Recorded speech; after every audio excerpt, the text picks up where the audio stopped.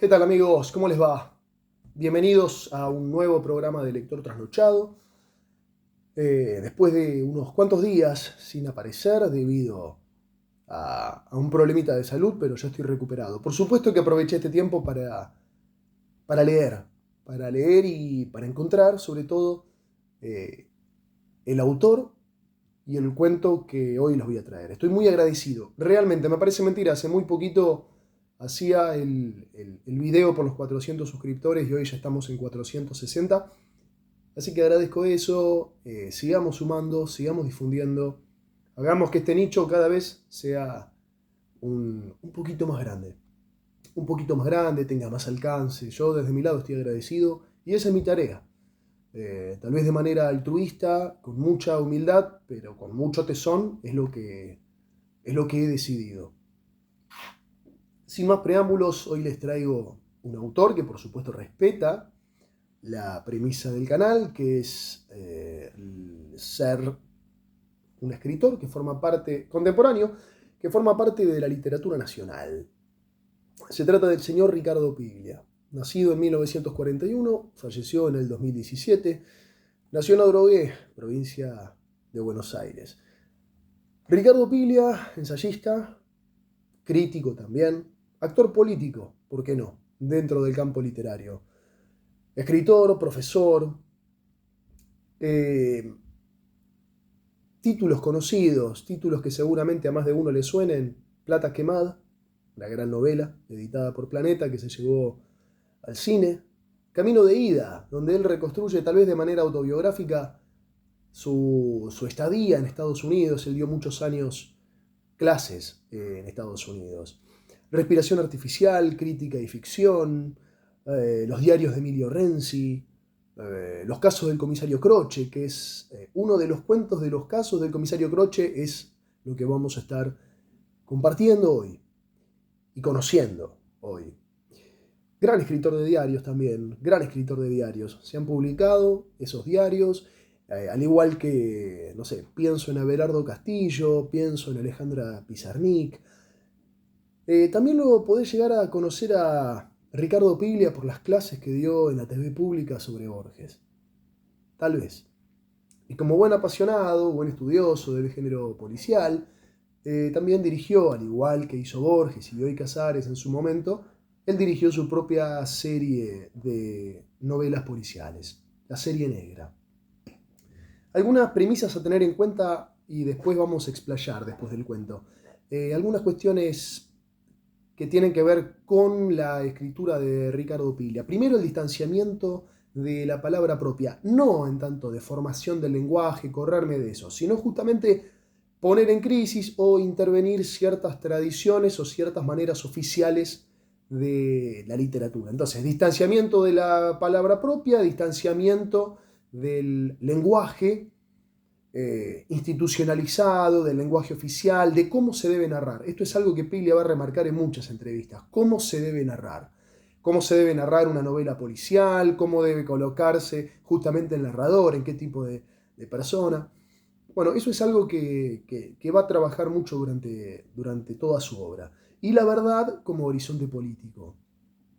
Ahí entramos también en una cuestión que vamos a explayar después, tratándose sobre todo de un género como el policial, que no es precisamente lo que desarrolla Ricardo Piglia, un policial inglés o francés como el de Simenon, sino que es más bien norteamericano, tiene más similitudes con los norteamericanos, donde la verdad pasa a un segundo plano. No es algo que uno a priori o a través de ciertos dogmas pueda acceder, la verdad. No, más bien es un poco más confuso y más sucio.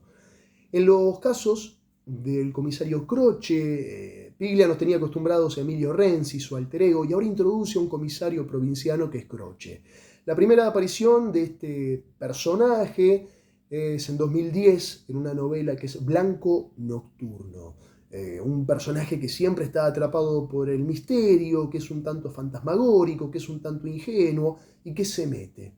Se juega y se mete. No tiene ninguna certeza a la hora de encarar un caso. No tiene ninguna certeza, no hay a priori. Él va. Todas las verdades entonces son a posteriori. Un dato curioso, antes de Estoy agarrando el texto en este momento, que también lo tengo impreso. Este cuento, que se llama La música, otra gran pasión de Ricardo Piglia, gran pasión. Él compara todo el tiempo la literatura con el jazz. Hay una melodía y hay una tradición que hay que respetar, pero por encima se improvisa. Se improvisa, sin dejar de respetar eso que ya está. Pienso esto porque él lo relaciona con el lenguaje. Todo el tiempo habla de los músicos de jazz. En este cuento que se llama La música, bien digo que forma parte de los casos del comisario Croce, estamos en presencia de una historia verídica, que es la historia de Pellic. Fue un yugoslavo, un marinero, que llegó al puerto en Quequén y nunca más pudo volver. Durante varios años estuvo preso por un homicidio que no cometió. Salió al tiempo y pudo volver a su Yugoslavia, pero nunca más se supo de su vida. Nunca más nadie registró las peripecias y el regreso y sus estados de ánimo. Lo cierto es que estuvo varios años acá, detenido injustamente. Ricardo Piglia, otros periodistas también lo hicieron, pero él, a través de un hecho verídico, lo ficcionaliza y crea esta joya que se llama La música y forma parte de los casos del comisario Croce. Un libro editado por Anagrama y disponible para todos ustedes. Para aquellos apasionados, vayan y busquen lo que es una verdadera joya. Son todos relatos policiales donde se ve la influencia de Ricardo Piglia. Tanto de los clásicos ingleses como Arthur Conan Doyle, Agatha Christie, incluso también el padre fundador, Edgar Allan Poe, pero Borges, por supuesto, cómo soslayar al padre.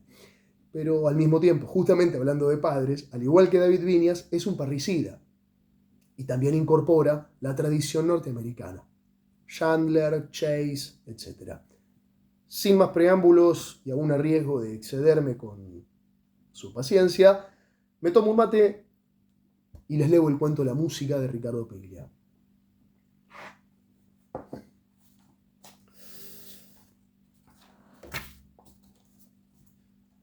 Había empezado a amanecer cuando el comisario Croce sintió un rasguido en el aire, como una música. Después, a lo lejos, vio un resplandor.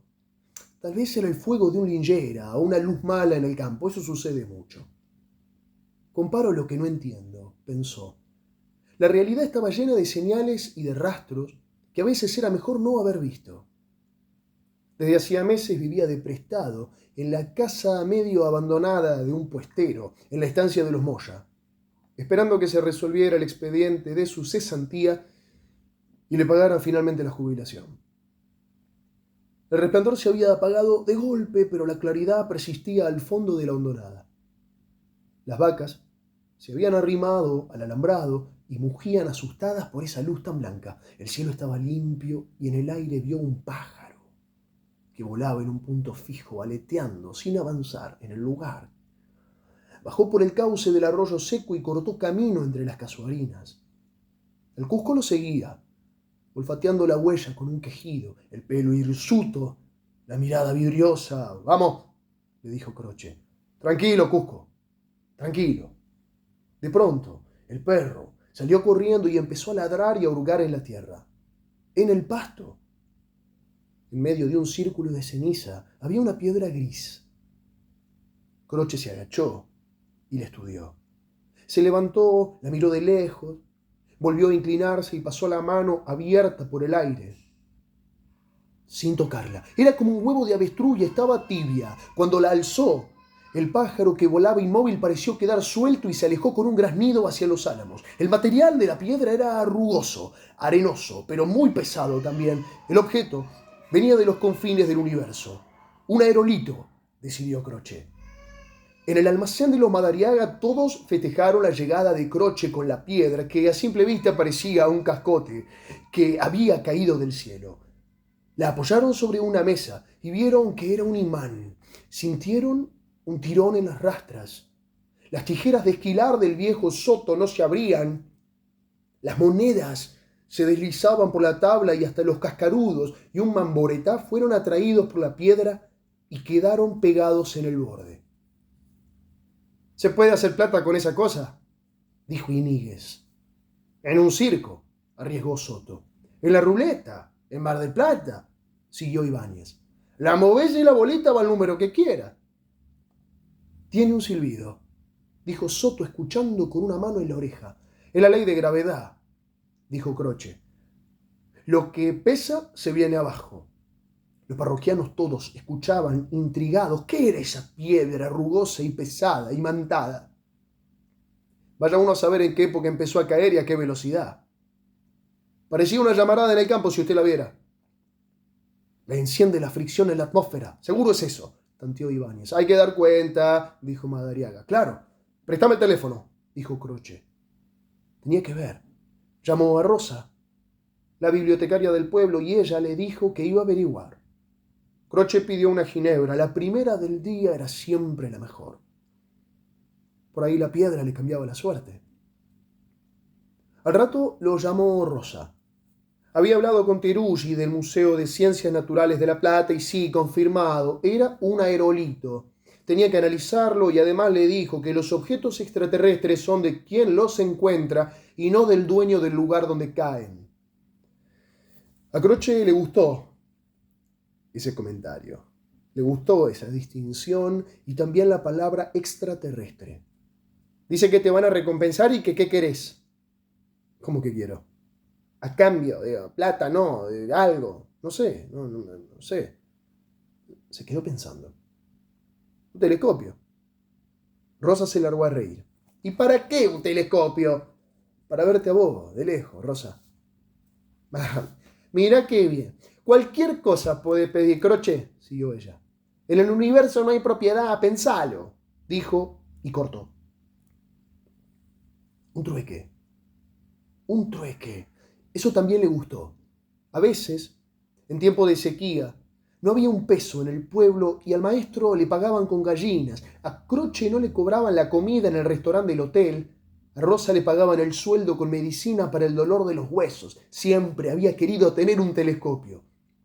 En la noche, en el campo se puede ver muy bien el firmamento. La luz de las estrellas no viene del espacio, viene del tiempo. Soles remotos, muertos hace miles y miles de años. Pensar eso lo aliviaba cuando no podía dormir y en la cabeza le zumbaban los presagios y los malos pensamientos. Con el telescopio, por ahí, las noches se le hacían cortas y algo podía aprender sobre el universo.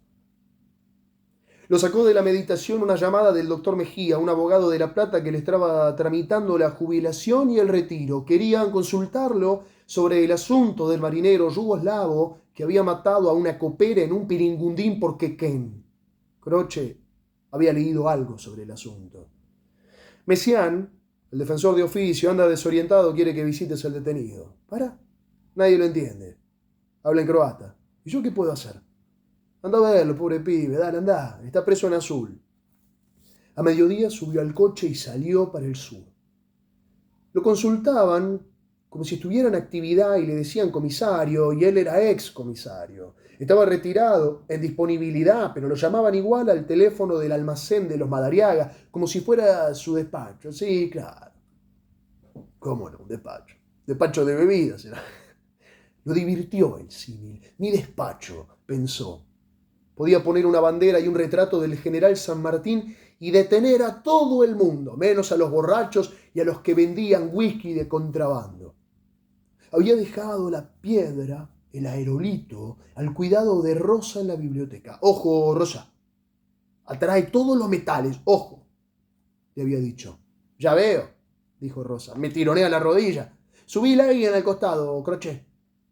Tenía una rótula de aluminio, pero caminaba sin renguear, Rosa. Era bella y liviana, y con el bastón le mostró el hueco en la estantería donde ubicar la piedra. La miraron un rato largo. Miraron la piedra un rato largo. Brilla, titila. Parece que estuviera viva, dijo Rosa. A veces Croce dormía con ella. Dormí. Dormir es un decir. La verdad es que se pasaba la noche conversando, discurriendo, charlando pavadas, tomando mate. De vez en cuando se metían en la cama. A Rosa no le gustaba que los vieran juntos. Nadie quiere que lo vean con un policía. Pero yo soy un ex policía. Estoy retirado. Y ella se reía, se iluminaba. Por eso no. Croce, por eso no, es que son muy feos.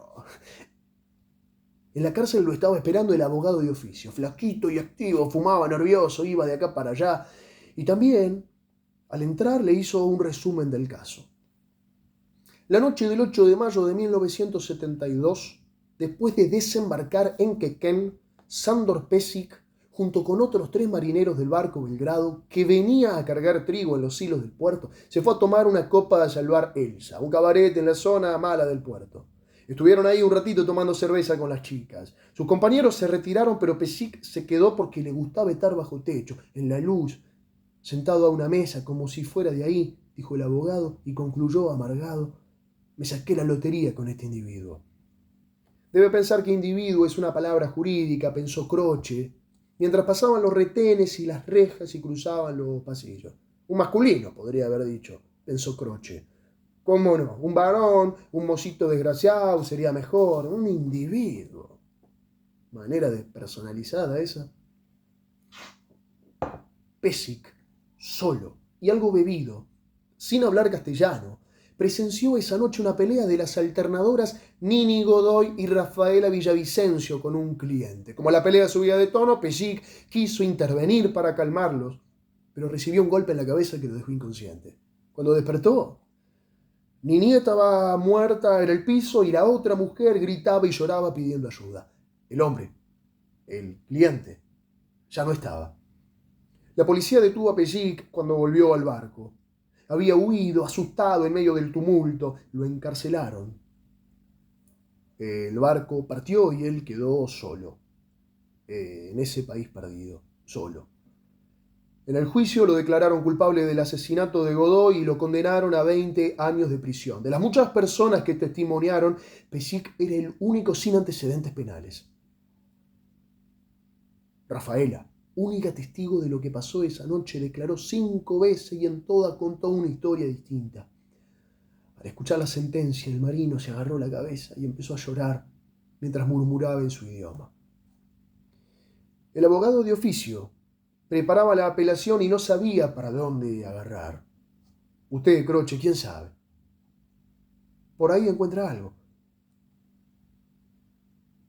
Mejor voy solo, dijo el comisario. Mejor voy solo, déjeme, voy solo. El yugoslavo era un chico rubio, de cara flaca, ojitos celestes. Tendría 18, 19 años, calculó Croce. 19, 20, cuanto más. Estaba sentado en el cáter con la espalda apoyada a la pared. En el hueco de la ventana había puesto una foto donde se lo veía sonriendo y tocando el acordeón a piano al lado de una muchacha con el pelo suelto que lo besaba en la mejilla.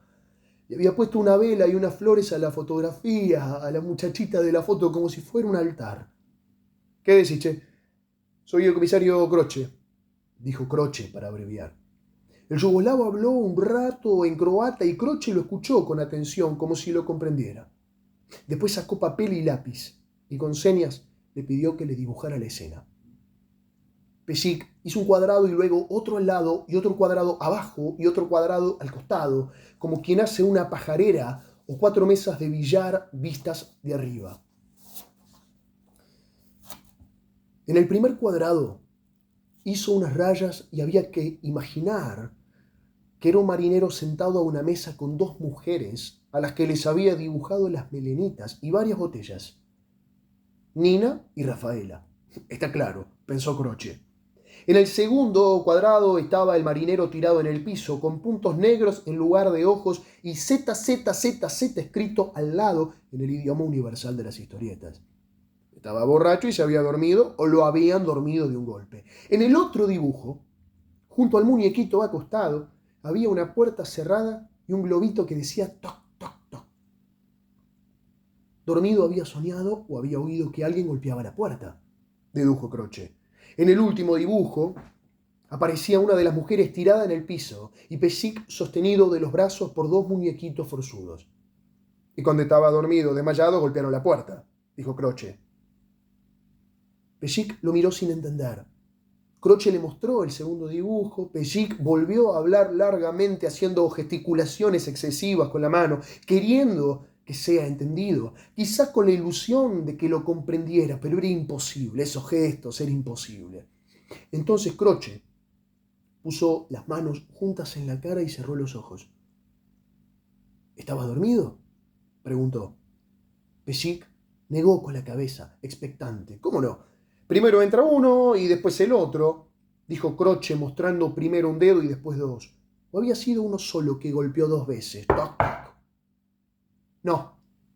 No, dijo Pesik con un gesto. Croce recordó de pronto que en los Balcanes, para decir sí, se hacía el gesto de mover la cabeza de arriba a abajo y para decir no, hacían el gesto de sacudir la cara de un lado al otro.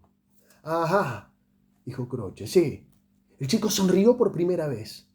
Después mostró un dedo y después 2 dedos. Uno había golpeado 2 veces. Raro. ¿Lo había despertado o lo había oído en sueños?, preguntó Croce. Pesik hizo unos gestos incomprensibles, pero después cerró los ojos y Croce infirió que había escuchado los golpes mientras dormía. Si habían golpeado la puerta 2 veces, entonces eso era una señal. Entonces el crimen había sido planificado y no era el resultado de una pelea casual de boliche. Y usaron a Pesik de chivo expiatorio. Primero lo desmayaron. Croce había hablado en voz alta, como le sucedía a veces mientras pensaba para adentro, y Pesik lo miró asustado. No entendés ni jota, ya sé, le dijo Croce. El chico se tapó la cara y empezó a llorar. Croce le apoyó la mano en la cabeza. En la pared del fondo de la celda había una leyenda grabada en la piedra. Meo sangre soy José Míguez, yuta puta. Había cruces para marcar el tiempo y el dibujo primitivo y brutal de una mujer desnuda con las piernas abiertas. La muerte siempre llama 2 veces, pensó de golpe Croce. Pesik era el condenado esencial, metido en una historia siniestra, en un puerto miserable, en un país desconocido. Debe pensar, pensó Croce. Soy el náufrago de todos los náufragos, voy a morir solo en esta celda inmunda. Pero ¿sería inocente Pesik? En el momento del hecho estaba dormido. No podía recordar nada, pero su salvación estaba en ese sueño. ¿Te acordás que soñaste?, preguntó Croce y dibujó torpemente un títere dormido con Z, Z, Z, Z, y luego hizo un globo que le salía de la frente con nubes, un árbol, una casita con una chimenea de la que salía humo. El globo estaba dibujado con una línea de puntos que parecía temblar en el aire. Pesik tomó el papel y dibujó una escalera circular y un mono subido a un árbol que en el cuadro siguiente ya había bajado y caminaba arrastrando los brazos hasta una puerta cerrada al fondo. Miró a Croce y después dibujó la puerta por el lado de adentro con el toc-toc al costado. Se quedó quieto un instante y luego señaló a la chica de la foto y cerró los ojos. Soñó con ella, dedujo Croce. Pero la escalera y la moto, ¿qué tenían que ver? Esperó a ver, pero Pesik ya se había retirado a su cueva interior y miraba el vacío, hosco y callado. Entonces Croce juntó los dibujos y despidió con una mueca compasiva a Pesik. Se los llevó el defensor, ¿sabes? Afuera esperaba el abogado. Cruzaron por los mismos pasillos por los que habían entrado. Está embromado el hombre, está muy embromado, dijo Croce. Tuvo un sueño o vio algo mientras estaba dormido. No sé, dibujó un mono, una escalera. Le mostró los dibujos. En el sueño escuchó golpear 2 veces, eso está claro. En realidad era el asesino que venía de la calle. Golpeó la puerta 2 veces para avisar. La pregunta es ¿a quién?, dijo Croce y se voló un poco como siempre que estaba ante un caso difícil. Se exasperaba. Los golpes habían sonado antes y no después. Los escuchó en sueños y marcan la entrada del asesino. En un crimen hay siempre una pausa, todo se detiene y vuelve a empezar. Es lo que pasó. Está claro, alguien entró y mató a la chica, ¿me entiendes? Más o menos, dijo el abogado mirando los dibujos. Pero yo, ¿cómo lo pruebo? Ahí está el tema, Croce, ¿cómo lo pruebo? Qué suerte que ya no soy más policía. Qué suerte. Pensó Croce mientras se alejaba. No podía dejar de pensar en el joven encerrado en la celda. No tiene a nadie con quien hablar. Pensó mientras salía del presidio y subía al auto y lo ponía en marcha. La ruta estaba medio vacía. ¿Qué podía hacer? ¿Qué podía hacer por el chico? Esa pregunta le carcomía. Pensaba mientras conducía y caía la tarde y conducía y caía la tarde y la pregunta repiqueteaba. ¿Qué podía hacer por el chico? La luz de los ranchos ardía a lo lejos, en el campo abierto, y en el horizonte se oía ladrar los perros, uno, y más lejos otro, y después otro. Los que no salen nunca de la cárcel son los cristianos como este, pensaba Croce mientras entraba en el pueblo. Cruzó la calle principal y saludó a los que lo saludaron desde las mesas en la vereda del Hotel Plaza. Por fin detuvo el auto frente a la biblioteca y tocó bocina. Rosa salió y se apoyó en la ventanilla. Ya sé lo que quiero a cambio de la piedra que cayó del cielo, Rosa. Ya sé. Ya sé lo que quiero. Ah, bien. Una verdulera. Una Honer me gustaría. Un acordeón. Rosa se empezó a reír. Sí, dijo Croce. Ahora en lugar de resolver los casos les pongo música, Rosa. En las noches de verano, cuando las altas ventanas de la cárcel estaban abiertas, se escuchaba el acordeón a piano de Peschic, que tocaba las lejanas melodías de su país. Cuando llegaba el invierno, el sonido dulce de la música solo se oía en los pasillos de la prisión, y los presos agradecían poder vivir con el ritmo de esas extrañas canciones en el aire. El 8 de junio de 1984, casi 10 años después de la visita de Croce, fueron detenidos en España 2 argentinos de avería, Carlos Farnos y Juan Hankel, que confesaron su responsabilidad en el asesinato de la copera de Quequén. El caso se reabrió. Efectivamente, Farnos estaba en el lugar y Hankel golpeó 2 veces la puerta para entrar. El gobernador Jorge Aguado redujo la pena de Peschic a 8 años y 4 meses. El yugoslavo dejó la cárcel de Azul por buena conducta en 1985. Tenía 29 años. Había pasado 13 años preso por un crimen que no había cometido. Al salir, declaró que solo deseaba llegar cuanto antes a su país natal, a su pueblo, Trebinje, en Yugoslavia. Los diarios señalaron que el único objeto personal que se llevó consigo fue su acordeón a piano, y que en su español tentativo y austral dijo que agradecía al hermano argentino que se le había obsequiado. Obsequiado. Obsequiado. ¿Dónde habrá aprendido ese verbo el pobre Cristo?, pensó Croce. Salió al patio con el mate en la mano. Era una noche cerrada y las estrellas titilaban en el cielo. Lástima no tener un telescopio, pensó mientras veía brillar las 3 Marías en la insondable oscuridad.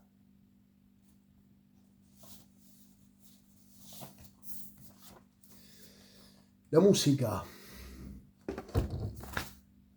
de Ricardo Piglia.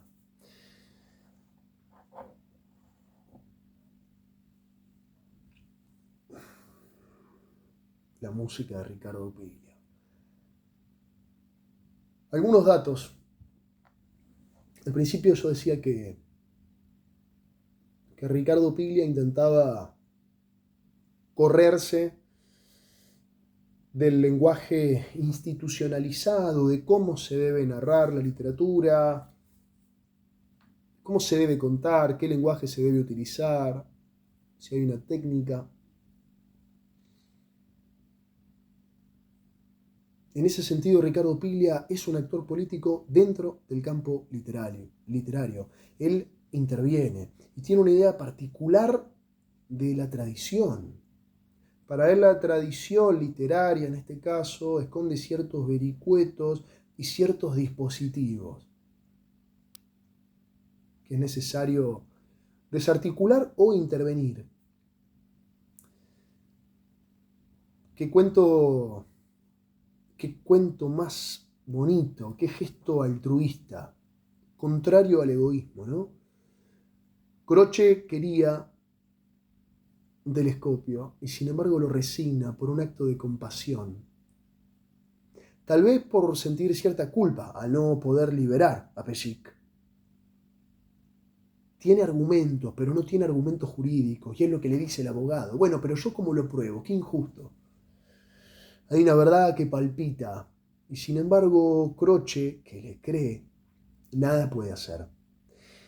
En este sentido, me parece que Ricardo Piglia utiliza el género policial para hablarnos de complots de estados y contraestados, para hablarnos de ciertas conjuras, convenciones, traiciones, alianzas, las víctimas de estos grandes estados y estas grandes burocracias y sistemas legales que se perpetúan porque siempre son los mismos los que terminan presos y encerrados.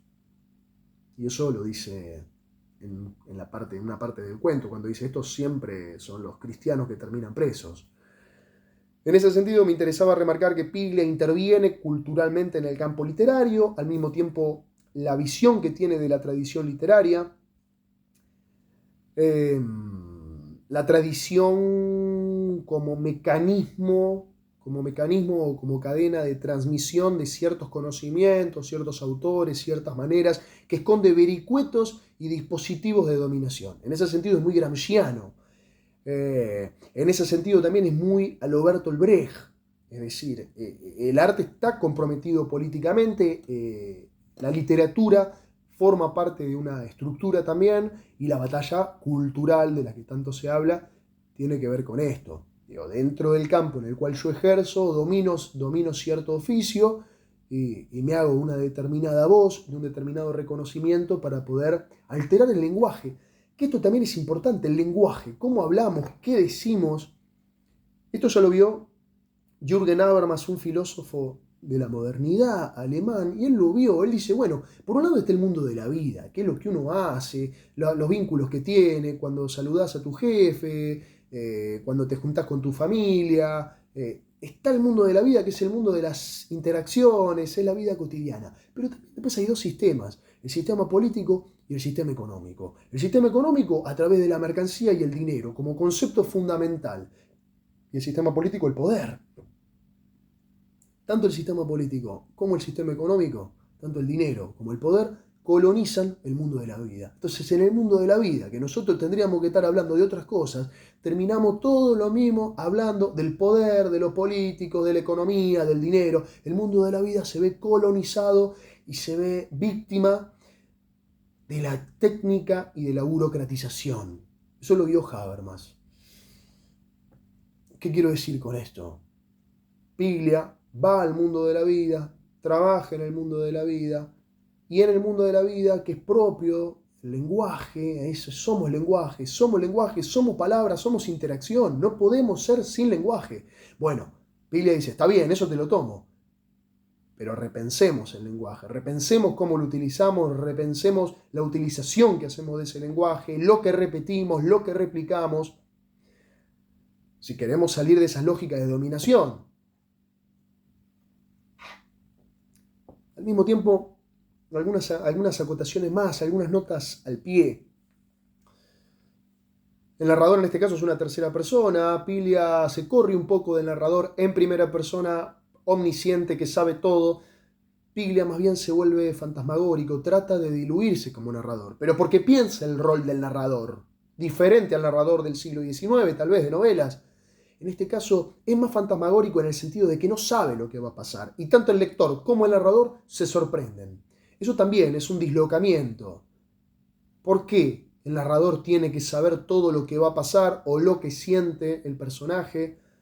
Bueno, ahí hay algo que construye Piglia que está bueno para saber como lector, pero que también viene al caso respecto a la concepción que tiene del género policial. Cuando Borges trabaja el género policial y rescata al policial inglés, tiene determinadas hipótesis, que tiene verdades a priori, que tiene determinados axiomas, que tiene mecanismos deductivos e inductivos, comprobaciones, incluso en un policial inglés, una persona, si uno lleva al paroxismo este tipo de género, el inglés, y bueno, una persona desde un cuarto puede resolver un crimen, únicamente utilizando la razón, el pensamiento analítico.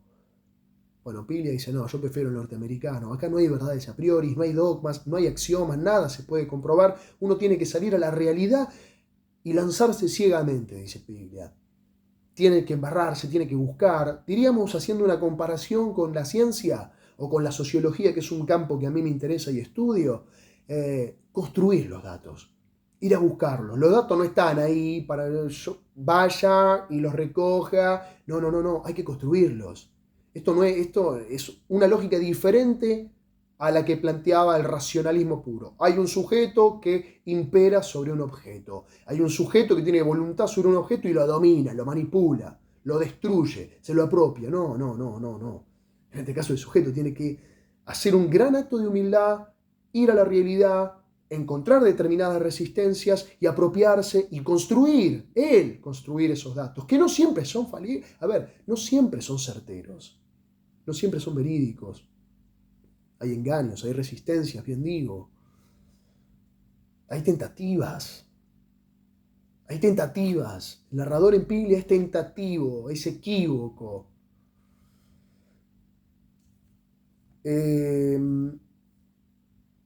Y una cosa más, no quiero abundar, más bien invitarlos a la lectura. Yo tomo muchas notas siempre. Cuando leo, tomo notas, me gusta.